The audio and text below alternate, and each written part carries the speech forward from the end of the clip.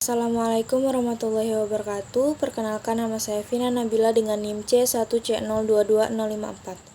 Di sini, saya akan mempresentasikan tentang pajak pertambahan nilai atau PPN. Video ini dibuat untuk memenuhi tugas mata kuliah perpajakan 2 dengan dosen pengampu Bapak Dr. Wirmi Eka Putra, SMSI. Baiklah, untuk topik pembahasan pada PPN ini, yang pertama pengertian pajak pertambahan nilai atau PPN, yang kedua subjek dan objek PPN, yang ketiga fungsi PPN, yang keempat dasar pengenaan PPN, dan yang kelima tarif PPN. Lalu untuk konsep yang kedua yaitu PPN masukan dan PPN keluaran. Konsep ketiga pengkreditan PPN yang terdiri dari dasar hukum, syarat dan waktu, contoh perhitungan. Baiklah, yang pertama pajak pertambahan nilai atau PPN. Pengertian pajak pertambahan nilai atau PPN adalah pajak yang dipungut oleh wajib pajak orang pribadi, badan, dan pemerintah yang berstatus pengusaha kena pajak atau PKP atas transaksi jual beli barang kena pajak atau BKP dan atau jasa kena pajak atau JKP. Sederhananya, ini adalah pajak yang ditambahkan dan dipungut atas suatu transaksi. Karena PPN bersifat objektif, tidak kumulatif dan merupakan pajak tidak langsung, maka pihak yang membayar pajak ini tidak diwajibkan menyetorkan langsung ke kas negara, melainkan lewat pihak yang memotong atau memungut PPN. Lalu, subjek dan objek pajak pertambahan nilai atau PPN. Subjek PPN yaitu pengusaha kena pajak atau PKP dan non-PKP. Bedanya, jika sebagian PKP wajib memungut PPN, sedangkan non-PKP tidak bisa memungut pajak pertambahan nilai. Tetapi bagi non-PKP, ketika melakukan transaksi barang atau jasa kena PPN tidak bisa mengkreditkan pajak masukan. Secara sederhana, objek PPN dikelompokkan menjadi dua, yakni barang kena pajak atau BKP, yaitu barang berwujud berupa barang bergerak dan barang tidak bergerak serta barang tidak berwujud yang dikenakan PPN. Yang kedua, jasa kena pajak atau JKP, yaitu tiap-tiap kegiatan berupa pelayanan yang dengan berdasarkan perikatan atau perbuatan hukum memungkinkan suatu barang atau fasilitas atau kemudahan atau hak tersedia untuk dipakai. Lalu, fungsi PPN atau pajak pertambahan nilai. Pajak pertambahan nilai memang dikenakan pada konsumen akhir, namun harus dipungut dan disetorkan oleh PKP, karena telah memungut dan menyetorkan pajak pertambahan nilai atas transaksi barang dan jasa kena pajak, maka PKP juga wajib melaporkan PPN terutang. Dengan demikian, bisa diartikan bahwa fungsi PPN adalah yang pertama untuk menghitung kekurangan pajak atau kelebihan pajak, yang kedua sebagai fungsi anggaran, yang ketiga sebagai fungsi regulasi pemerintah, yang keempat sebagai fungsi stabilitas penerimaan negara, dan yang kelima sebagai fungsi pembiayaan negara. Lalu dasar pengenaan tarif pajak pertambahan nilai atau PPN. Untuk menghitung pajak pertambahan nilai atau pajak pertambahan nilai digunakan nilai yang menjadi dasar pengenaan pajak atau DPP. Dasar pengenaan pajak atau DPP terdiri dari yang pertama harga jual, yang kedua penggantian, yang ketiga nilai impor, yang keempat nilai ekspor, dan yang terakhir nilai lainnya. DPP PPN atau dasar pengenaan pajak pertambahan nilai yang diatur dalam pasal 9 ayat 1 sebagai berikut. Yang pertama, untuk penyerahan BKP atau pemanfaatan BKP tidak berwujud, DPP-nya adalah jumlah harga jual. Yang kedua, untuk mengimporkan BKP, DPP-nya adalah nilai impor. Yang ketiga, untuk pengeksporan BKP, DPP-nya adalah nilai ekspor. Dan yang keempat, untuk kasus penyerahan BKP atau JKP tertentu, DPP-nya adalah nilai lainnya. Nilai lain adalah suatu jumlah yang ditetapkan Menteri Keuangan sebagai dasar pengenaan pajak pertambahan nilai atas jenis penyerahan BKP atau JKP tertentu. Lalu tarif pajak pertambahan nilai atau PPN. Tarif pajak pertambahan nilai terbagi menjadi dua, yaitu tarif umum dan tarif khusus. Melalui Undang-Undang Nomor 7 Tahun 2021 tentang Harmonisasi Peraturan Perpajakan atau UU HPP, pemerintah menaikkan tarif PPN secara bertahap, yakni untuk tarif umum terdiri dari yang pertama, tarif PPN 11% berlaku mulai 1 April 2022, dan yang kedua tarif PPN 12%, paling lambat diberlakukan pada 1 Januari 2025. Yang kedua, tarif khusus. Tarif khusus ini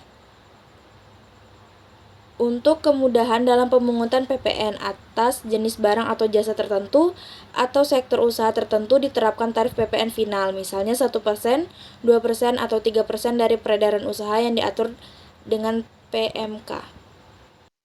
Lalu, PPN masukan dan PPN keluaran. Pajak pertambahan nilai masukan atau PPN masukan berdasarkan pasal 1 angka 24 Undang-Undang Pajak Pertambahan Nilai. Pajak masukan dalam PPN adalah pajak yang harusnya sudah dibayar oleh PKP atas perolehan barang atau jasa kena pajak. Pemanfaatan BKP tidak berwujud dari luar daerah pabean dan atau impor BKP dalam masa pajak tertentu. Singkatnya, pajak masukan dalam PPN adalah pajak yang dikenakan ketika PKP melakukan pembelian atas barang kena pajak. Secara spesifik, pajak masukan adalah PPN yang harus dibayar PKP untuk pemanfaatan sebagai berikut. Yang pertama, perolehan BKP dan atau JKP. Pemanfaatan BKP atau JKP tidak berwujud dari luar daerah pabean. Dan yang terakhir, impor BKP atau JKP yang telah dipungut PKP pada saat pembelian dalam masa pajak tertentu. Karakteristik pajak masukan, dalam penerapan pemungutan PPN, PKP mengkreditkan pajak masukan dan keluaran dalam masa pajak yang sama. Pada masa pajak yang sama, apabila pajak keluaran lebih besar, maka kelebihan pajak tersebut harus disetorkan kepada negara. Sedangkan, apabila pajak masukan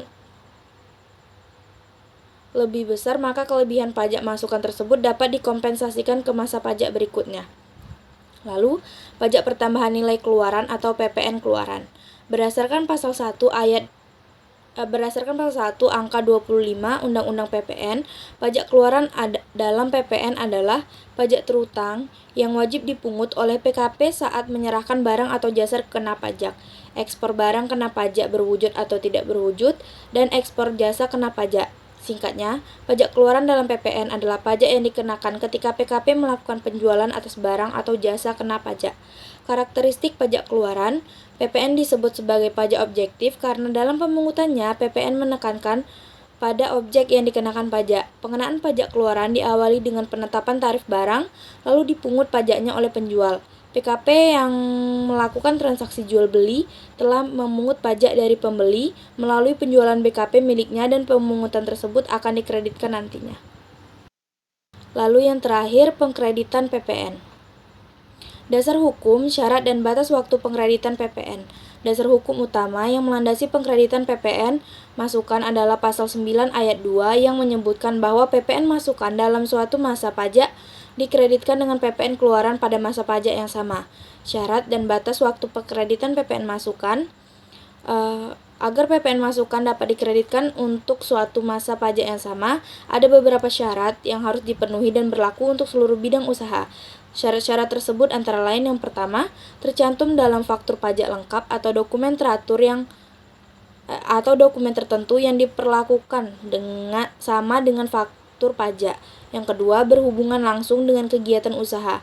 Ini artinya pengeluaran yang dilakukan oleh PKP untuk hal-hal di luar operasional usaha. Sementara untuk batas waktu PPN masukan, sebagaimana diatur dalam Undang-Undang Pajak Pertambahan Nilai dan PPNBM adalah 3 bulan setelah berakhirnya masa pajak yang bersangkutan.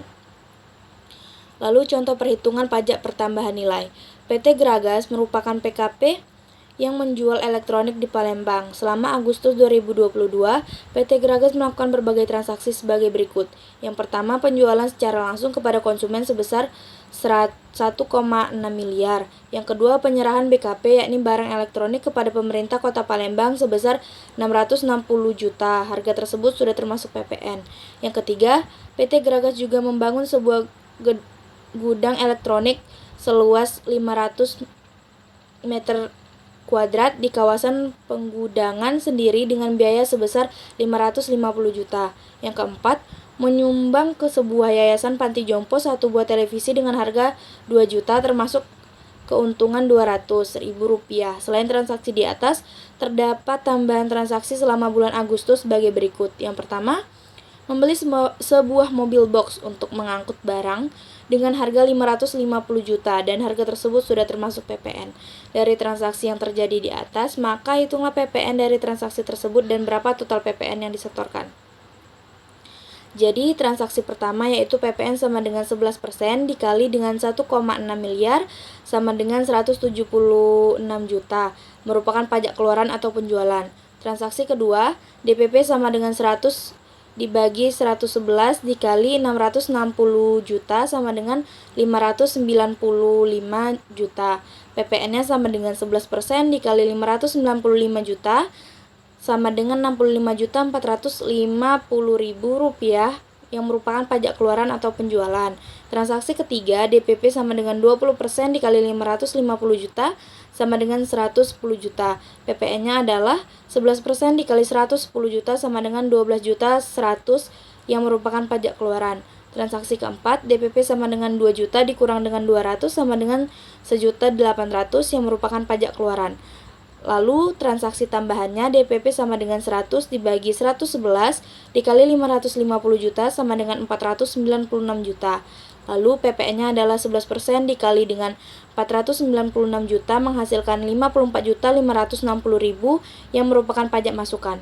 Total PPN yang harus disetorkan yaitu dengan menjumlahkan transaksi pertama ditambah transaksi kedua, transaksi ketiga dan transaksi keempat, menghasilkan Rp255.350.000 yang merupakan PPN keluaran. Lalu PPN masukan sama dengan 11% dikali dengan 496 juta sama dengan 54.560.000 yang merupakan pajak masukan pada transaksi tambahan.